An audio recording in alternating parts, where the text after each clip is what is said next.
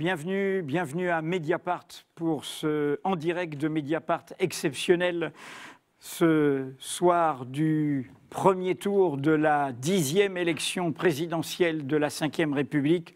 Et sait-on jamais, peut-être la dernière. C'est pour ça qu'il faut surtout rester à l'antenne, en direct sur Mediapart, sur YouTube, sur Facebook, nous suivre, nous écouter. Nous sommes ensemble jusqu'à 22h30, voire plus, pour suivre ces résultats, les commenter, les analyser, loin des petites phrases politiciennes, loin des plateaux traditionnels qui ont lieu sur les médias dominants, avec notamment des chercheurs qui nous ont accompagnés pendant tout le suivi de cette campagne électorale.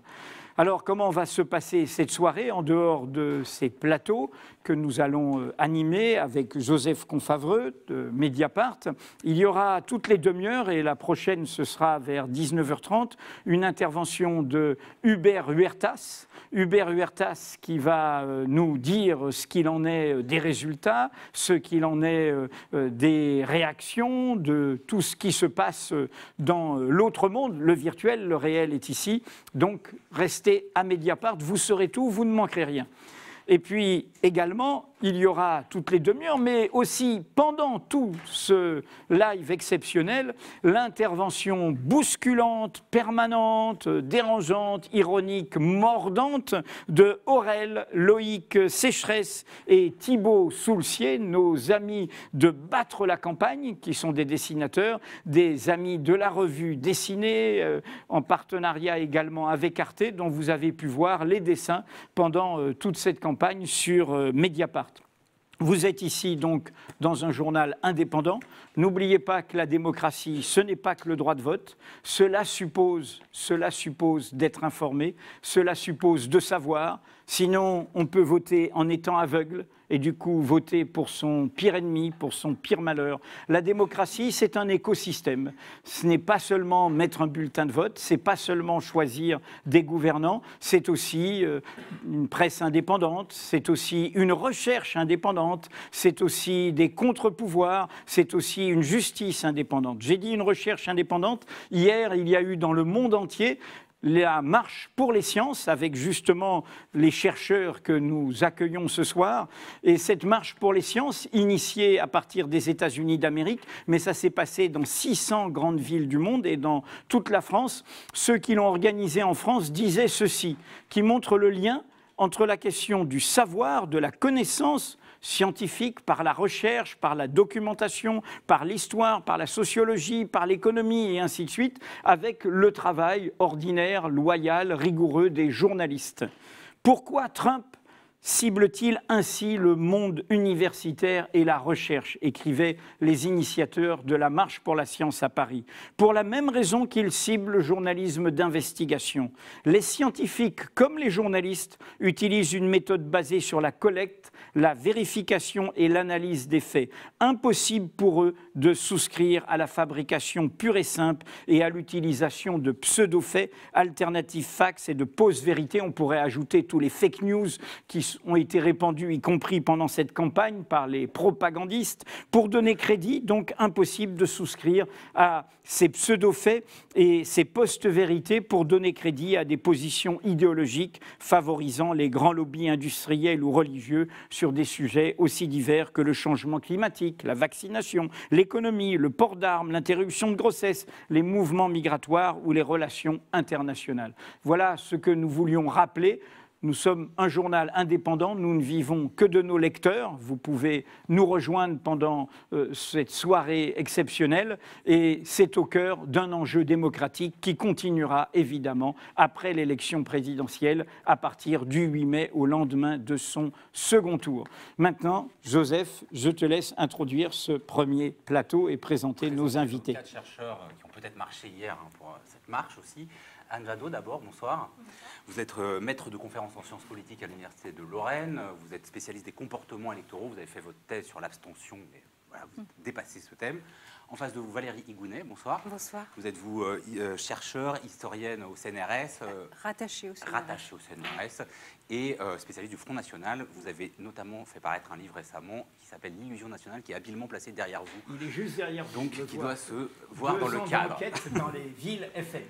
En face de vous, Camille Pony, bonsoir. Bonsoir. Vous êtes sociologue, maître de conférence à l'Université Paris 8. Vous avez fait des livres sur le déclassement social, les inégalités intergénérationnelles, et également les comportements électoraux. Et pour finir le tour de table, Denis Pelletier, bonsoir. Bonsoir. Vous êtes historien, spécialiste du catholicisme, directeur d'études à l'École pratique des hautes études. Vous étiez déjà venu sur ce plateau après la primaire de la droite qui avait vu la victoire de François Fillon.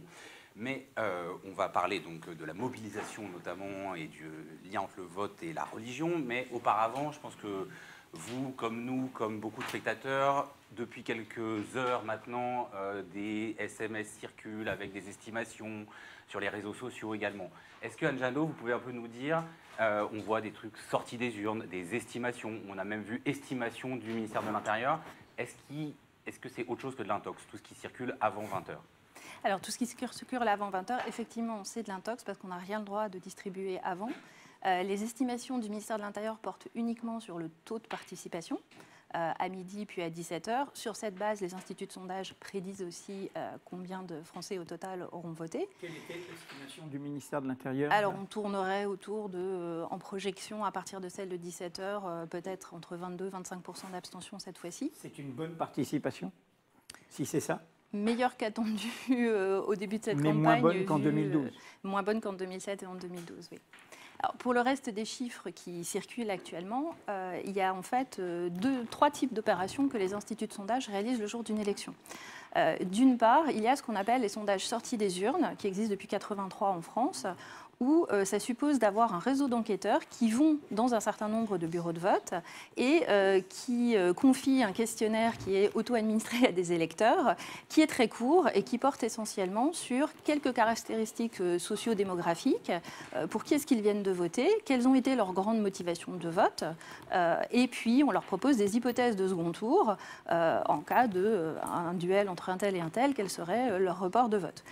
Ces chiffres-là, traditionnellement, ne servent surtout pas à prédire quoi que ce soit sur ce qui va être annoncé comme résultat, parce qu'on sait que les électeurs, en fonction de leurs affinités politiques, ont une propension plus ou moins grande à accepter de répondre. En particulier, traditionnellement, les gens de gauche répondent plus à ces sondages sortis des urnes que les gens de droite. Cette année en particulier, il risque d'y avoir une certaine timidité chez des électeurs de droite. Et les instituts de sondage font très attention à ne rien fuiter avant l'heure. Et d'ailleurs, ces chiffres-là, ils attendent que les vrais résultats soient connus pour les redresser sur la base des vrais résultats, avant de nous donner des indications, des motivations du choix. Ils font aussi maintenant, depuis 1995, des enquêtes jour du vote, par téléphone ou en ligne, où là, ils contactent les gens chez eux. Ça permet d'avoir les abstentionnistes aussi. Ce qui vient de Belgique ou de Suisse, qu'on voit sur des sites de journaux, c'est pas plus... Ça vaut pas tripette, si vous me passez l'expression. Et j'avertis toujours mes étudiants de surtout pas faire attention aux noms de code, comme on avait des noms de code entre Hollande, le fromage de Hollande se porte bien la dernière fois, etc. Ça vaut absolument rien. C'est pas parce que ça vient de l'étranger, c'est pas parce que ça circule sur les réseaux sociaux que ça aurait une quelconque valeur de source cachée, secrète.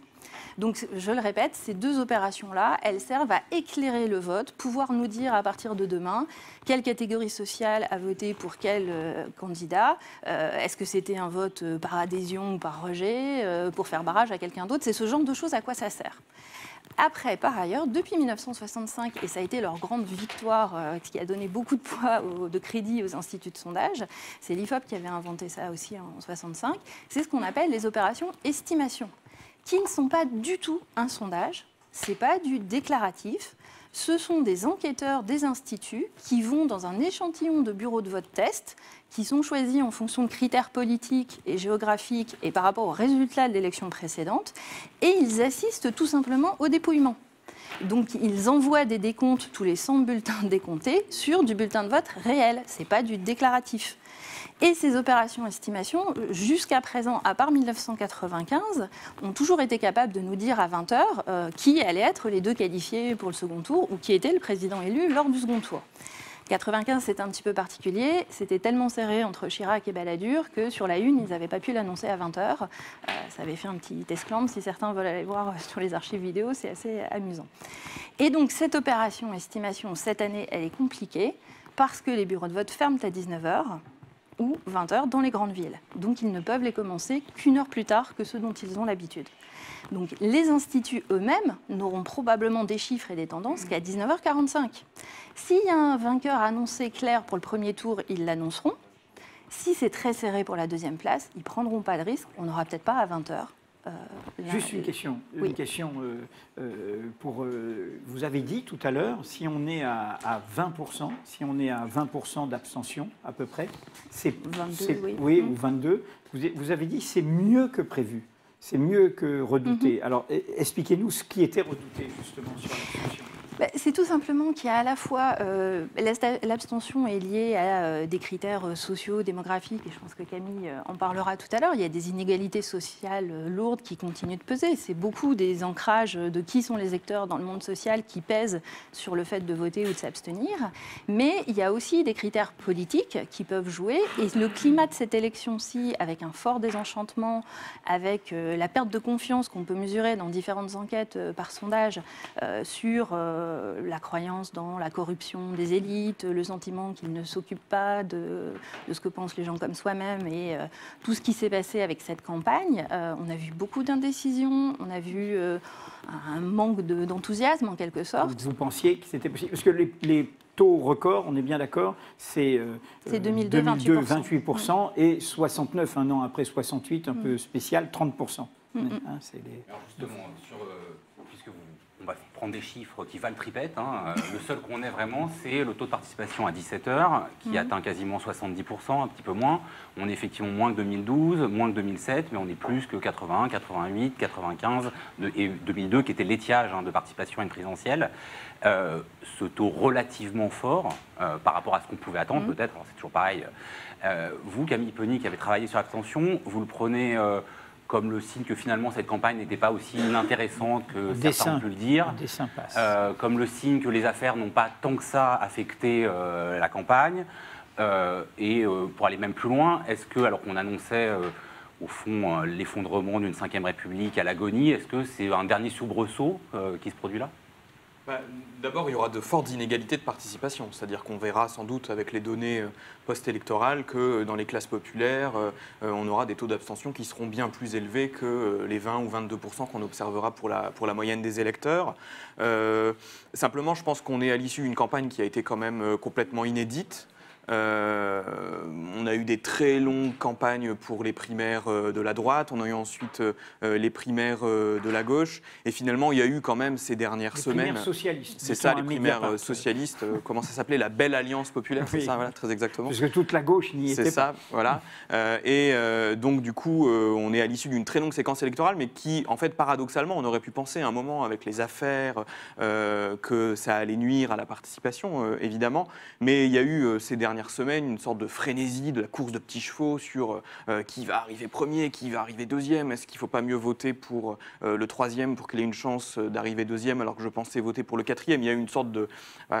L'électeur stratège de café voilà. Du commerce aussi. On a eu une campagne complètement folle, un candidat désigné par les primaires de la droite à la surprise générale qui explose en plein vol avec des affaires comme je crois jamais on avait observé sous la Ve République, un candidat du Parti socialiste qui lui aussi est désigné contre toute attente et qui voit sa campagne quand même sabotée par son propre parti d'une manière qu'on n'avait jamais vue. Et puis tout cela faisant émerger des candidats se situant ni à droite ni à gauche dans le discours, avec, je pense, cette idée de vote stratège, de vote utile qui finalement aura contribué à mobiliser des électeurs, parce que très souvent, bien sûr, il y a du vote d'adhésion chez certains électeurs, mais le fait de vouloir éviter à tout prix tel ou tel candidat, c'est souvent aussi un ressort de mobilisation tout aussi fort que de vouloir voter pour tel ou tel aspect d'un programme, me semble-t-il. Il y a un chiffre qu'on a cité qui a été sorti par l'INSEE qui suit l'inscription sur les listes électorales.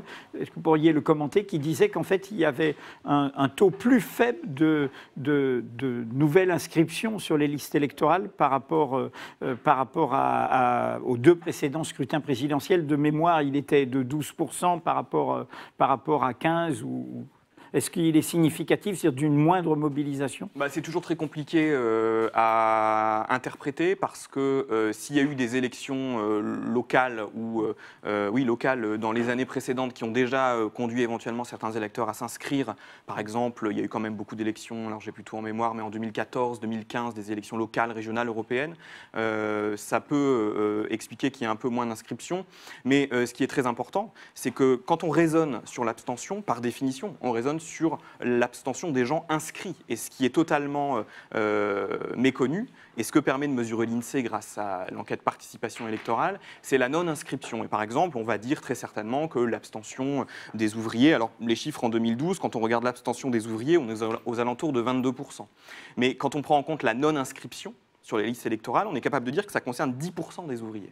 Donc, en plus, qui viennent ça fait 32% Absolument. Et si on ajoute par exemple les ouvriers qui sont de nationalité étrangère et qui, par définition, ne peuvent pas voter, on a atteint des taux de non-participation électorale qui sont très élevés. Je vous donne juste le chiffre pour 2012. Sur 100 ouvriers qui travaillent en France, on a 10 étrangers qui, par définition, ne peuvent pas voter.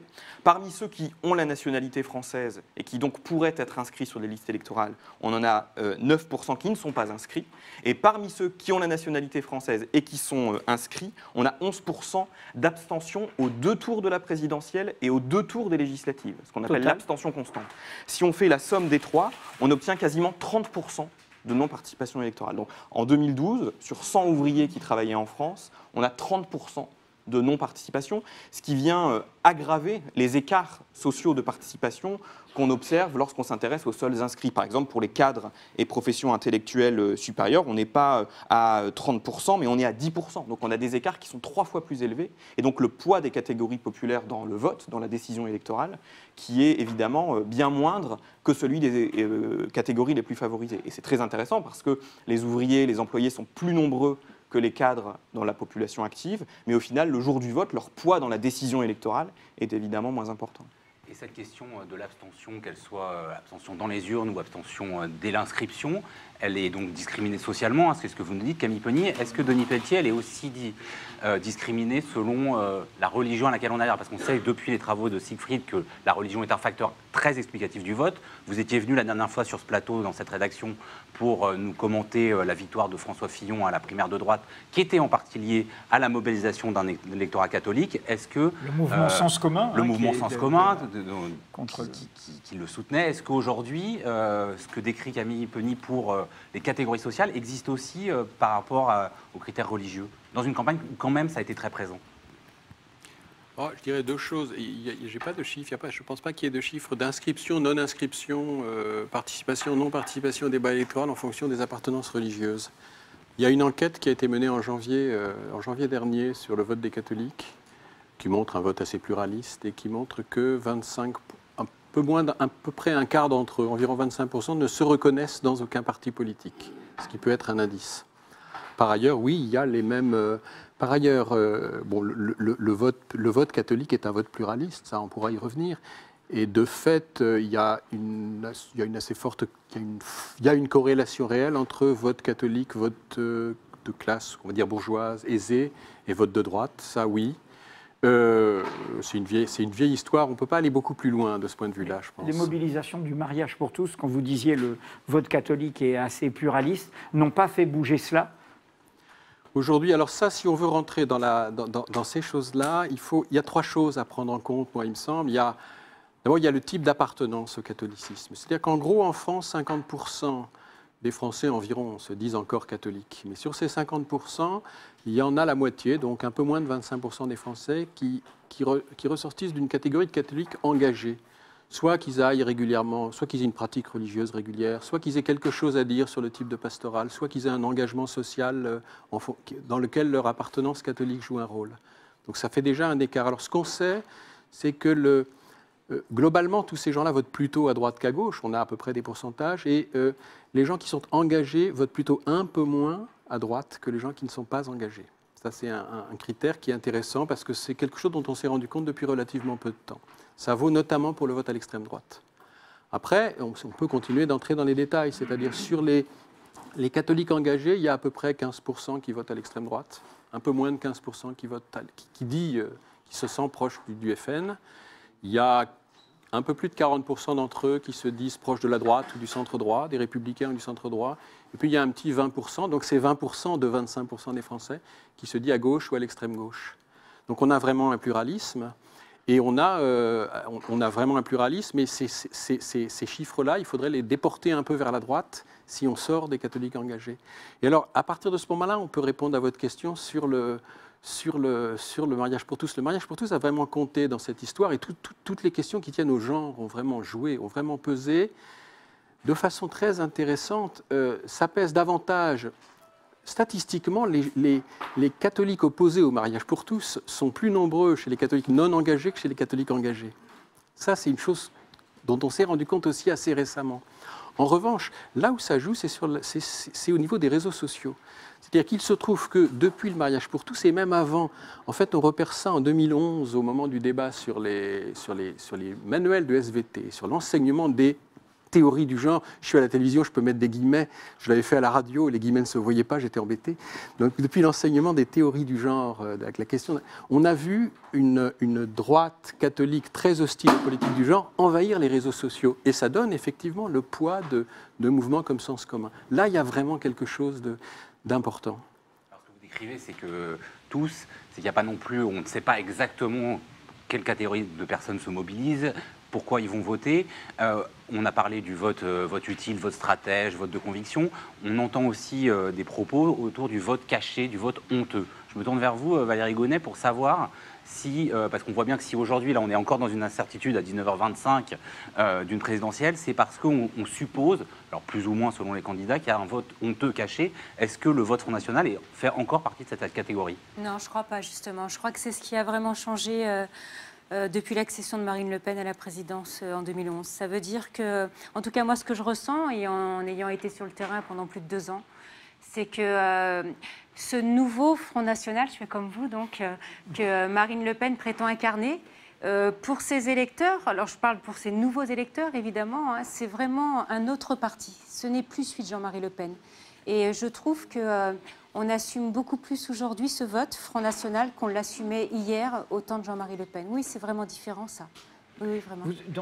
Dans le dernier article qu'on a publié de vous, de la série Le FN dans le rétroviseur. C'est celui de 2002, donc, j'imagine. Oui, celui de 2002. Vous reveniez sur les leçons de 2002 et sur le choc que ça avait été, hein, qu'on a mis en ligne. Et également, hier, on a mis en ligne, toujours dans cette opération Le Front National dans l'œil des chercheurs, l'article de votre collègue Nicolas Lebourg, qui disait, et je voudrais avoir votre sentiment, le choc de 2002. Donc la question, c'est est-ce que bis repetita, l'extrême droite, le Front National sera automatiquement, cette fois-ci, carrément au second tour, au cœur de la démocratie française. Mais Nicolas Lebourg, hier, en disant qu'elle était toujours essentielle, la campagne de Marine Le Pen, et qu'elle avait encore des chances pour être au second tour, disait en même temps dans son article qu'elle avait fait une campagne très médiocre, en expliquant, vous qui avez été sur le terrain, qu'elle avait un peu oublié les fondamentaux de son père. C'est-à-dire qu'elle avait trop privilégié les médias, pas assez le terrain, pas assez... etc. Voilà, je voulais voir votre sentiment avant qu'on sache si elle est au second tour ou pas. Alors, il y a plusieurs choses dans ce que vous me dites. La première chose, mais ça, vous ne me posez pas la question, mais je voudrais le souligner, il y a évidemment une différence fondamentale entre 2002 et 2017. Ça veut dire que si Marine Le Pen est au second tour, j'allais dire, ce n'est pas un hasard. Et c'est un vote qui est totalement assumé. Ça veut dire évidemment qu'on ne sait pas encore à l'heure T, mais pour moi, ça a fondamentalement changé. C'était une grosse surprise en 2002. Hein. Il y avait tout un contexte politique. L'abstention, on l'a dit tout à l'heure, la dispersion. Évidemment. Par contre, aujourd'hui, si Marine Le Pen est en duel avec quelqu'un d'autre, c'est totalement différent. C'est un vote assumé, reconnu. Et depuis le 2011, ce Front National a fait beaucoup de route. Après, en ce qui concerne la campagne de Marine Le Pen, est-ce qu'elle était médiocre? En tout cas, c'est vrai qu'elle a mis du temps à se mettre en route. C'est vrai que les fondamentaux n'ont pas été mis vraiment en évidence, sauf évidemment les derniers jours. Mais ça, c'est un peu un classique pour moi. Ça veut dire que, comme vous le savez, le vote Front National a changé depuis quelques années et on ne cesse, mais Marine Le Pen n'a cessé de réactiver les fondamentaux pour faire pour faire résonance auprès de cet électorat radical. Alors après, oui, il y a eu évidemment des ratés. Hein. Je pense évidemment à sa sortie par rapport à sa nièce, ou encore plus à sa sortie sur le Veldiv.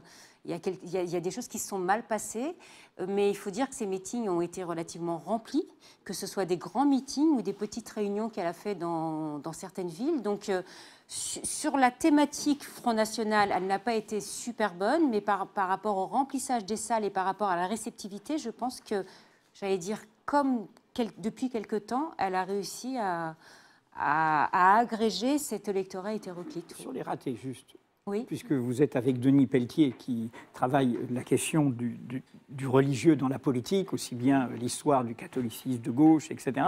Les protestants?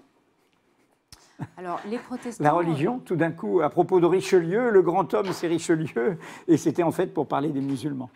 Oui, mais ça, c'est, j'allais dire, c'est le truc du Front National, quoi. Il n'y a aucun parallèle avec ce que je vais vous... ce qui va suivre, mais les Juifs...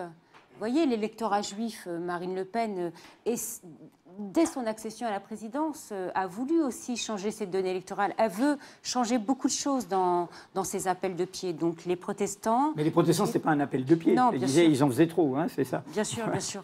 Oui, quoi, pour moi, c'est un classique du Front National, en tout cas, oui. Cette idée que Marine Le Pen ait fait une mauvaise campagne et qu'inversement, Jean-Luc Mélenchon ait fait une bonne campagne, elle est en partie, mais pas seulement, fondée sur les sondages, sur des inversions de courbes, sur des dynamiques de courbes. Est-ce qu'on sait, Anne Jadot, dans quelle mesure, on a quand même l'impression d'avoir assisté à la campagne présidentielle la plus sondagière de l'histoire, est-ce qu'on sait si les sondages déterminent, influencent le vote final des électeurs ? C'est une vaste question qui a plusieurs aspects. Rapidement, parce qu'on reprendra après, parce qu'il faudra faire Alors, c'est très difficile, en fait, d'avoir des données empiriques pour tester l'effet des sondages sur les électeurs. C'est ce qu'on appelle un effet de tierce personne. Si vous demandez aux gens, est-ce que vous pensez que les sondages influencent trop la campagne, ils vont vous dire, ah oui, ça vole la démocratie, c'est pas bien. Si vous leur posez la question vous-même, est-ce que vous en tenez compte? Ah non, pas moi, je suis au-dessus de ça. Donc, il y a des manières dont on parlera peut-être tout à l'heure, après le flash de votre collègue, d'essayer de contourner ça pour essayer de savoir, avec d'autres techniques empiriques, ce qui peut en être du point de vue des lecteurs ordinaires, en fait. Alors, il est 19h30, première pause avec Hubert Huertas, qui n'est pas en direct du ministère de l'Intérieur, mais c'est comme si, et il va nous dire tout ce qui se passe. Alors, depuis le ministère de l'Intérieur de Mediapart, je vais vous annoncer un vrai scoop, c'est que nous disposerons dans une demi-heure des premiers résultats fiables et que nous donnerons avec toutes les précautions nécessaires. Alors qu'est-ce que ça veut dire, toutes les précautions nécessaires? C'est que si ces résultats étaient serrés, comme ce n'est pas exclu, comme on annonce que ce n'est pas exclu depuis environ une semaine, eh bien nous vous les donnerons tel quel, sans chercher à forcer le résultat en vous disant c'est un tel. Ce que nous donnerons ce soir ici à Mediapart ne sera pas sensationnel, mais fiable. Alors des résultats, il en a beaucoup circulé depuis ces dernières heures, depuis cette dernière demi-heure. Il en circule en ce moment sur Internet. Méfiez-vous, la plupart d'entre eux sont trafiqués, sont des fakes, comme on dit. On dispose cependant, et vous venez d'en parler depuis une demi-heure, d'un chiffre qui est tout de même important, c'est celui de la participation. Elle sera autour de 80%, un petit peu plus ou un petit peu moins, selon certains instituts. Alors pour mémoire, je vais vous donner les participations de ces dernières années et on va voir donc qu'on est vraiment dans un chiffre qui est très à la hauteur de la présidentielle et très classique en quelque sorte. Donc pour mémoire, en 2012, on avait 79,4% de participation. En 2007, le record absolu depuis 1981, c'était 83,7%. En 2002, eh bien, c'était l'année où Jean-Marie Le Pen avait fait sensation. Il y avait eu une petite participation au premier tour, 71,6%. Et en 1995, 78,3%. Vous voyez qu'on est vraiment dans les classiques et que c'est parfaitement contraire à tout ce qui avait été annoncé. Jusqu'à il y a une dizaine de jours, la plupart des instituts de sondage annonçaient moins de 70%. Ceux qui donnaient le plus donnaient 70%. Donc on annonçait une toute petite participation et on glosait beaucoup sur cette participation en disant en fait que le public était lassé, qu'il était fatigué, que cette campagne avait été morne, qu'elle avait été creuse, qu'elle ne plaisait pas. Il faut croire qu'elle a intéressé. Vous venez de dire pourquoi, d'ailleurs, vous venez de développer pas mal d'idées. Eh bien, je crois tout simplement qu'elle a été extraordinaire au sens étymologique du terme, vraiment le contraire de ordinaire. Jusqu'à présent, eh bien, on avait deux grandes forces, et la grande inconnue, la grande anxiété, c'était de savoir si ça allait être l'une ou l'autre, et si ce n'était pas l'une, c'était l'autre, et il n'est pas exclu ce soir que ce soit ni l'une ni l'autre, et à coup sûr, cela a beaucoup joué. Donc on a une campagne qui a été très remuante, et on verra si d'ici une demi-heure, je pourrai vous dire, nous on aura les résultats ici à Mediapart d'ici un quart d'heure environ, enfin les résultats à partir d'estimations, c'est-à-dire à partir de votes réels. Donc ces résultats, je pense qu'on pourra vous les donner à 20h, et on verra s'ils rebattent parfaitement les cartes politiques de la Ve République. Merci Hubert, on se retrouve donc à 20h pour les estimations. Mais là, on va aller faire un tour chez nos amis Aurel, Loïc Sécheresse, Thibaut Soucier. Nos invités ne le voyaient pas, plusieurs dessins sont passés déjà devant la première demi-heure. Donc commentaires, gloses, voilà, à vous messieurs les dessineux, comme on dit, les footeux. Bah on attend les résultats, nous aussi. Hein. Ah bon? Donc vous ne les connaissez pas? Bah non, donc on émet des hypothèses. On se pose la question de... bah celui-là, ouais, celui-là, hop. Attends, il faut le montrer à la caméra. Les insoumis espèrent, on le voit pas. Les insoumis espèrent, ils croisent les doigts. Je ne vous vois pas. Nous, les insoumis espèrent et ils croisent les doigts. D'accord. Ok. Bon. Par exemple. Donc. Merci. Celui-là de lui? Non, plutôt celui-ci. Moi aussi, j'ai quelques hypothèses. Alors, il faut faire un plus gros plan parce que je n'arrive pas à le voir, moi, d'ici. Ah. Voilà. Radio Londres est-elle fiable? Et alors, qu'est-ce qu'elle nous dit? Ben, lisez-le, dites-nous. Merci, j'aurais dû voter cheminade. Ah, d'accord. Asselineau 35%, la salle 27%. Ah, d'accord, d'accord. J'ai peur ce soir. Ah bon. Au secours, au secours. Bon. Alors si on est dans une telle incertitude quand même à 25 minutes de 20h, vous l'avez dit, c'est qu'il y a eu des empoignades, je pense comme jamais, entre ceux qui voulaient voter stratège, ceux qui voulaient voter ceux qui voulaient voter utile, le vote caché, le vote honteux. Moi, ça me pose quand même une question. Et on est face à une configuration inédite où il y a 4 candidats, dont 2 n'ont pas vraiment de parti. Il y a l'extrême droite est aux portes du second tour. Est-ce que ça veut dire qu'on est face à une France beaucoup plus fracturée aujourd'hui qu'hier, cette incertitude, ou est-ce que c'est lié vraiment à d'abord la décomposition des deux grands partis qui se partagent l'Élysée depuis que la Ve République existe? Camille Penny. Je pense que les deux facteurs jouent. Si on regarde l'évolution des inégalités et des clivages dans la société française, ça fait maintenant une quinzaine d'années que dans bien des domaines, les inégalités à nouveau augmentent, des fractures nouvelles apparaissent, bien évidemment entre les classes sociales, mais en fonction du type de contrat de travail, des fractures territoriales. Donc évidemment, oui, il y a des clivages qui finissent par se traduire dans les urnes. Il faut voir quand même qu'on est maintenant depuis des décennies dans un contexte de chômage de masse, de précarisation sur le marché du travail. Donc tout cela finit par produire ses effets. Et puis par ailleurs, on est dans une sorte de fin de spectacle, me semble-t-il. On a quand même eu un quinquennat de François Hollande et de Manuel Valls où en réalité une grande partie des députés socialistes désapprouvaient fondamentalement ce qui était fait, mais votaient pour par discipline. Et puis une grande partie de la droite qui dans les faits était d'accord avec la politique de Manuel Valls qui s'échinait à voter contre pour maintenir un peu ce théâtre de la Ve République.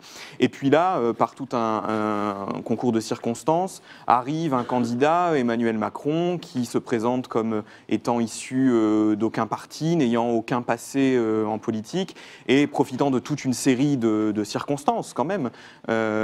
Si son accession au second tour se confirme, il est tombé sur un candidat de droite qui a quand même été non neutre, j'allais dire, enfin, dont la campagne a quand même été parasitée par tout un tas d'affaires, ce qui est du jamais vu.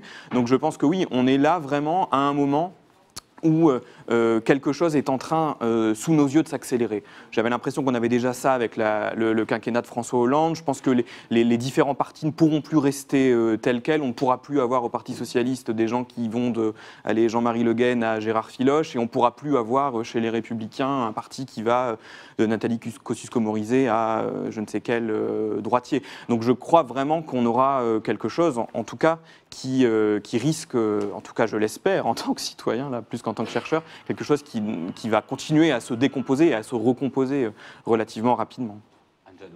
Oui, alors pour rebondir sur ce dont on parlait tout à l'heure, sur les effets des sondages et aussi en rapport avec les motivations du vote, très clairement, il y en a pour qui ça a un effet massif, c'est les hommes politiques eux-mêmes, ce sont les élus qui adoptent leur stratégie en fonction de ça. On a aussi un président sortant qui ne s'est pas représenté en fonction des sondages et de ce que ça lui laissait donner comme faible espoir. Traditionnellement, ce qu'on peut dire, c'est que les sondages peuvent avoir des effets de mobilisation, soit de surmobilisation, soit de démobilisation, c'est-à-dire s'abstenir ou au contraire aller voter. C'est beaucoup plus facile de mesurer cet effet-là, en fait, que de mesurer un effet éventuellement de passer d'une intention de vote à une autre. On sait qu'il y a ce qu'on appelle l'effet bandwagon, c'est sauter dans le wagon de tête, rallier le panache du vainqueur annoncé. Il peut y avoir un effet underdog, c'est au contraire du suivisme. Underdog, c'est au contraire j'ai pitié du pardon annoncé magnifique. Et ce qui peut se passer, c'est qu'il y a une hétérogénéité des électeurs. C'est plutôt Jacques Chirac en 94-95 auquel je pensais là comme exemple. Et on sait que les deux effets peuvent coexister chez des gens différents. Il faut arrêter de penser que l'électorat, c'est une masse homogène. En fonction de leurs convictions personnelles, de l'attention qu'ils y portent, de l'intensité de leur fidélité partisane, il y en a qui sont complètement immunisés aux effets des sondages. Donc il faut ne pas prendre ça de manière globale et voir que ces deux effets-là peuvent coexister au cours d'une campagne et s'annuler en grande partie. Ce qui, moi, m'a frappé dans cette campagne aussi, c'est que les sondages ont eu un impact, en fait, sur les motivations du choix. Traditionnellement, on sait qu'il peut y avoir des ressorts positifs ou négatifs. Les gens adhèrent à quelque chose ou veulent s'exprimer contre un autre candidat ou contre le système. Ça vient s'entrecroiser avec un autre critère qui est voter de façon stratégique, instrumentale ou expressive. C'est-à-dire prendre en compte les chances des uns et des autres, ou au contraire, vouloir exprimer à tout prix ses opinions. Et donc, il existe en fait à la fois un vote stratégique positif, ce qu'on appelle le vote utile.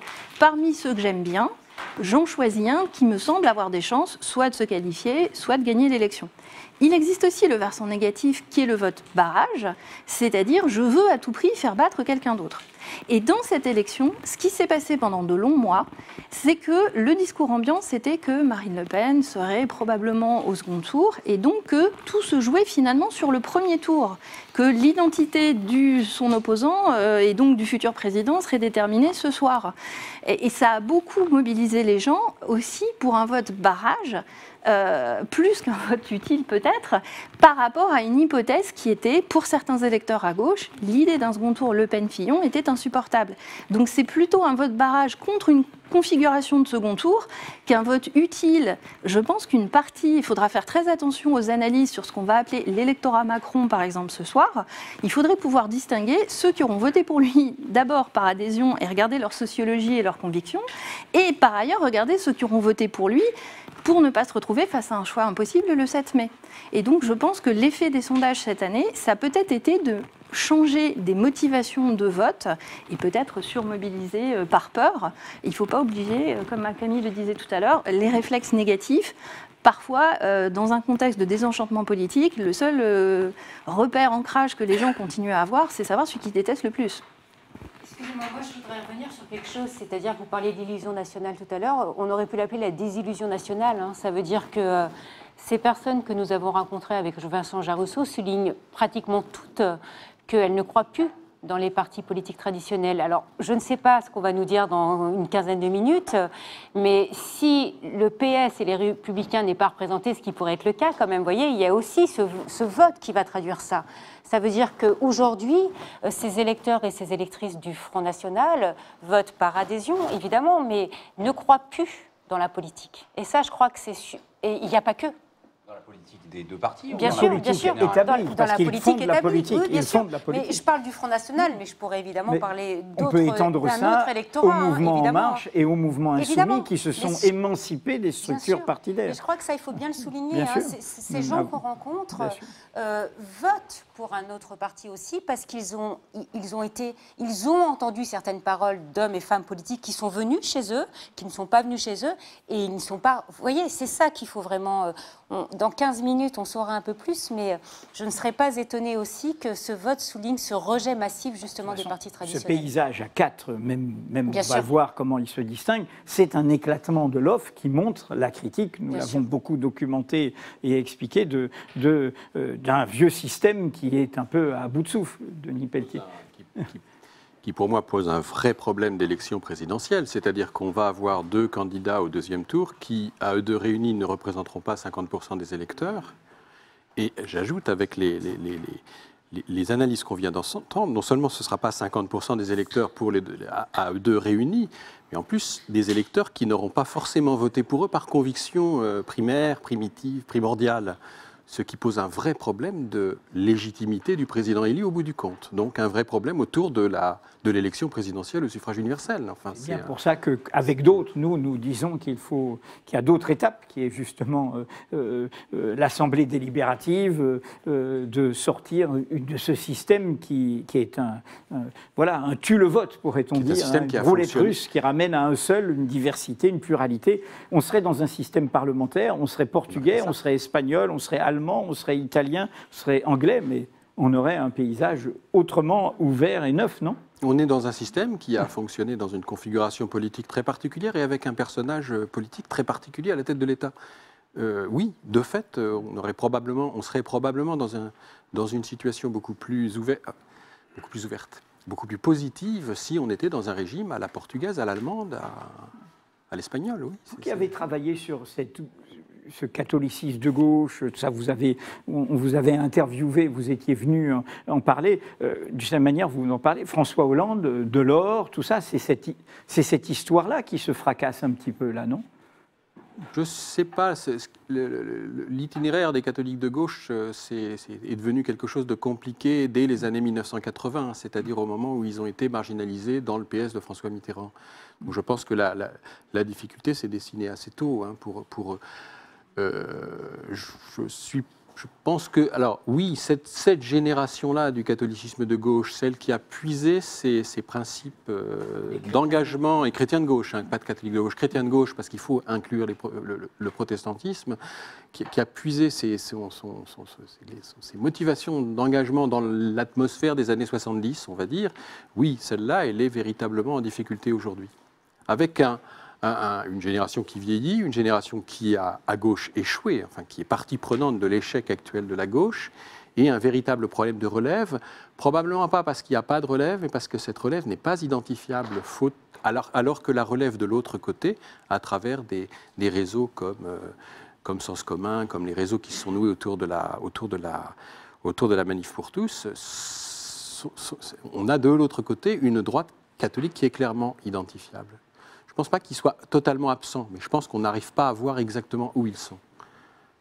Vous décriviez tout à l'heure, vous, Denis Pelletier, que il n'y avait pas de vote catholique homogène. Tout à l'heure, vous parliez, vous, Camille Penny, du vote des classes populaires qui se distribue entre l'abstention, le Front National, la France Insoumise. Est-ce qu'il y a encore vous avez travaillé notamment sur les inégalités générationnelles, est-ce qu'il y a encore des facteurs de vote qui permettent en fonction de sa condition, je vais dire très générale, de savoir pourquoi on vote, pourquoi on se mobilise ? Alors, ce qui est très intéressant, c'est donc un des grands thèmes en sociologie et en sciences politiques depuis des décennies, c'est le vote de classe. Est-ce que le vote de classe existe encore ? Est-ce que les variables lourdes, comme le diplôme, la classe sociale, le revenu, exercent des effets sur le vote ? Et on a eu tendance à penser et à montrer jusque dans les années 90 que ces appartenances-là avaient tendance à se dissoudre et que le vote de classe, finalement, était en train de s'émietter, et ce qui était un argument pour ceux qui disaient que les sociétés occidentales n'étaient plus divisées en classes sociales et qu'on était bien si on parlait encore de classe sociale, par exemple dans la France des années 2000. Et puis il y a toute une série de travaux qui ont été entrepris par des sociologues et des politistes américains qui montrent que, oui, mais si on descend plus finement au niveau des professions, on s'aperçoit qu'il reste des votes de classe. Si on descend, évidemment, si on considère les ouvriers dans leur ensemble, les employés dans leur ensemble, on va avoir une variété de comportements. Là, vous venez de parler de 50% des salariés, hein, voilà, c'est les deux groupes. Évidemment. Il faut le rappeler. Juste. Exactement. Et si on descend finement dans certaines professions, on s'aperçoit qu'on a des comportements électoraux qui sont beaucoup plus homogènes. Parmi les classes populaires, par exemple, l'abstention, qui dans certaines catégories est un comportement qui va, tout à l'heure, les chiffres, je les ai donnés pour les ouvriers au global, mais si on prend par exemple les personnels des services aux particuliers, les femmes de ménage, les assistantes maternelles, les aides à domicile pour les personnes âgées, on obtient des proportions équivalentes. Et puis dans ce qui reste de la métallurgie, où il y a des collectifs de travail, des syndicats, on a des taux de participation qui sont beaucoup plus élevés. Et puis quand on regarde l'autre extrême de l'échelle sociale, chez les catégories les plus favorisées, chez les classes les plus favorisées, on a des homogénéités de vote qui sont également très importantes. Alors on cite toujours les taux de vote pour l'UMP puis les Républicains dans les beaux quartiers parisiens ou à Neuilly-sur-Seine, mais il y a par exemple des données qui ont été publiées à partir de l'enquête du Cevipof qui concernait quand même plusieurs dizaines de milliers de personnes, leur échantillon, ou presque 20 000, des données par exemple sur le vote Macron, alors après je suis d'accord, il faudra distinguer l'adhésion, le vote barrage, etc., qui montraient qu'au-dessus d'un certain niveau de revenu, on avait quand même une homogénéité de vote qui était assez importante. Donc en fait, on a souvent tendance à considérer que le vote de classe disparaît parce que c'est un peu le brouillard dans les classes populaires ou qu'il y a une diversité de vote. Si on regarde le vote des gens, des catégories les plus dotées, on retrouve un lien entre ces caractéristiques-là et le vote qui est très fort. Les classes sociales sont aussi partagées par les questions de génération. Oui. Vous avez beaucoup travaillé sur cette question des jeunes. D'ailleurs, vous avez interviewé en 2013, vous avez parlé de la frustration des jeunes et vous avez pas mal travaillé donc, sur les questions de mobilité sociale, de transmission, de destin. La jeunesse dans cette situation, y compris Anne et vous. Alors, juste un mot, puis après je te laisse la parole. Sur les jeunes, ce qui est très intéressant en ce qui concerne l'abstention, qui était notre thème un petit peu central, c'est qu'on voit monter chez les jeunes la montée de ce qu'on appelle une abstention politique, qui n'est pas une abstention d'individus qui se déclarent pas intéressés par la politique, pas au fait des questions, etc., mais des jeunes, souvent diplômés, qui ont un avis tranché sur les questions politiques et qui vont s'abstenir pour des raisons politiques. On leur a donné la parole à un collectif No Vote, voter, c'est abdiquer, en citation d'Élisée Reclus, le géographe libertaire. Oui. Donc les jeunes sont diverses d'un point de vue électoral. On a souvent tendance à voir la jeunesse comme étant les jeunes étudiants ouverts et tolérants. Il y a toujours sur les questions qu'on pose, faut-il rétablir la peine de mort et toutes les questions ayant trait à l'immigration, 25 à 30% des jeunes qui sont aussi sur des positions très fermées, très autoritaires. Et donc, on a des jeunes qui, finalement, sont aussi traversés par les clivages qu'on observe pour les catégories les plus âgées. Allez-y sur les jeunes. Oui, sur cette question de l'âge et de l'inégalité, c'est vrai que ce qui est très frappant, en fait, c'est que par rapport à la thématique de la participation qui est plus ou moins intermittente, ce sont chez les jeunes, chez qui on retrouve le plus le phénomène de montagne russe, de la capacité à se mobiliser quand on a l'impression qu'il y a un enjeu important pour un tour de scrutin donné, par exemple, et un désintérêt complet, éventuellement, pour les élections qui suivent quelques semaines plus tard. Or, on est dans une configuration où les élections législatives du mois de juin risquent d'être cruciales pour savoir qui va vraiment pouvoir gouverner la France. Et chez les jeunes, c'est chez eux qu'on retrouve le plus le côté j'y vais quand c'est important, quand c'est la présidentielle, éventuellement s'il y a l'extrême droite présente au second tour, je me surmobilise, et après je ne vote pas. On le voit aussi dans les autres types d'élections, les régionales, les européennes, enfin toutes ces élections-là, ce sont... Bien sûr, après, il y a des différences selon les catégories sociales. À l'intérieur de la jeunesse, il faut voir la diversité. Mais globalement, c'est les tempes argentées, les personnes âgées qui sont surreprésentées dans l'électorat qui vote par rapport à leur poids dans la population. Et par ailleurs, il faut bien voir que les ancrages sociaux, ça ne fonctionne pas uniquement, ça n'a pas une influence uniquement à travers des choses qu'on peut saisir très finement avec les catégories de l'INSEE par des CSP ou des attributs individuels. CSP, catégorie socio-professionnelle. Pardon, oui. Donc Camille vient de parler. Il est le social, qui est l'électeur dans le monde social, ça compte aussi à travers le fait que le vote, l'acte de vote, c'est aussi un processus collectif. on ne va pas forcément voter tout seul au bureau de vote, mais surtout, pendant le temps de la campagne, c'est aussi avec qui on discute de politique, la communication interpersonnelle, c'est aussi tous ces processus-là, des processus de mobilisation. Pour aller s'inscrire sur les listes électorales, c'est des travaux par exemple de Jean-Yves Dormagin ou Céline Braconnier. Voilà, il y a des effets, on l'a vu, de micro-mobilisation qui peuvent jouer. Donc ce n'est pas uniquement des individus qui votent. Pour rester sur la jeunesse, il y avait un slogan qu'avait fait Flores qui était « La jeunesse emmerde le Front National ». Est-ce que ça a été vrai et est-ce que c'est toujours vrai ? Une partie de la jeunesse aujourd'hui emmerde le Front National, mais une autre partie vote aussi pour le Front National, quoi. La différence est là. Le Front National, depuis quelque temps... Oui, ça a bougé, parce que c'est vrai que depuis quelque temps, mais même depuis les années 90 avec Samuel Maréchal, ce parti explique qu'il est le premier parti des jeunes, ce qui n'est pas vrai dans les années 90, mais c'est vrai que c'est une de ses cibles, hein, pour tout ce que vous venez d'expliquer, etc., quoi, hein.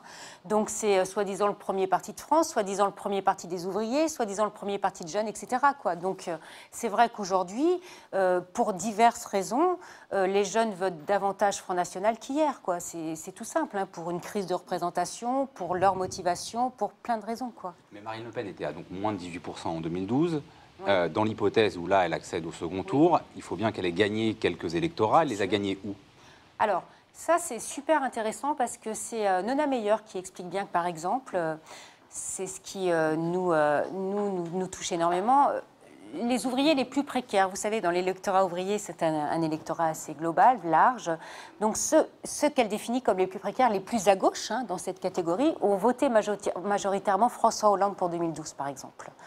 Aujourd'hui, en 2017, il semblerait qu'ils vont voter pour Marine Le Pen majoritairement. Ils l'ont déjà fait pour les élections intermédiaires, notamment pour les régionales de 2015. Hein, mais par exemple, cet électorat, elle l'aurait gagné pour 2017. Vous voyez, ce sont des électorats qui fuient des partis traditionnels, en l'occurrence évidemment François Hollande, auquel ils croyaient énormément, et qui portent leur voix aujourd'hui sur un parti comme le Front National. Denis Pelletier, il est 19h55. On ne sait pas encore qui va accéder au second tour. Il est possible que François Fillon n'y soit pas. Est-ce que si François Fillon perd, c'est parce que les affaires lui ont aliéné le vote catholique ? Oh, pas seulement. Non, je ne pense pas.